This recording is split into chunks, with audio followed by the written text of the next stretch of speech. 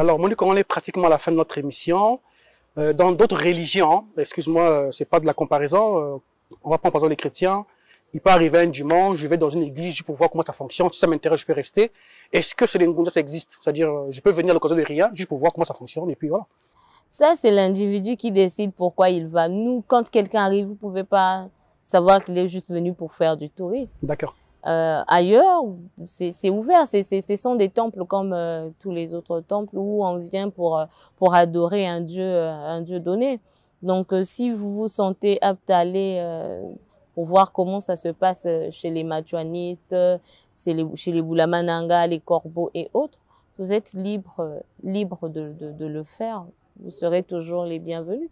D'ailleurs, on a déjà traité des prêtres qui ont eu le Mwanza chez les Ngunza. Les prêtres qui sont venus chez les Ngunza.